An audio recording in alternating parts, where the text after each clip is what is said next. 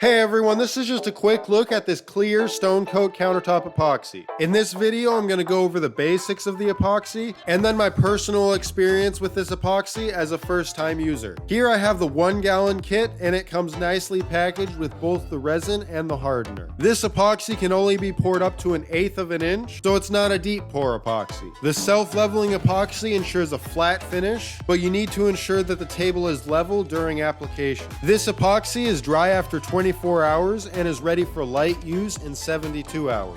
After 7 days, it's really hard, but it's not fully cured until 30 days. Once the epoxy is fully cured, it's food safe, so it's great for sealing any countertop surfaces. The container has safety information and basic instructions on how to use this stuff, but you can also go to their website, which has a ton of helpful videos if you have any additional questions. I thought the epoxy would smell really bad while it's curing, but it actually doesn't smell too much, and I'm pretty happy about that. Speaking of the smell, the biggest thing about the epoxy is you need to wear a respirator and gloves because you don't want to breathe this stuff in or touch it when it's in the liquid form. This is my first time using epoxy, and other than some mistakes using a measuring bucket, the experience I had was great. I poured this onto this countertop here and I love the way it turned out. But after many months of use, the epoxy has some small scratches on it because I didn't use the ultimate top coat. Alright, so if you're wondering how much you need to buy, well, each 1 gallon kit can cover a 20 square foot area. If you're sealing a wood countertop, it's recommended to do 3 seal coats to prevent bubbles and then a final pour coat, with each seal coat using 1 ounce per square foot and then the final pour coat using 3 ounces per square foot. If you're sealing over a paint or a material that isn't wood, then the seal coats aren't needed and you can just pour 1 or 2 top coats. Anyway, I hope this was helpful and thanks for watching.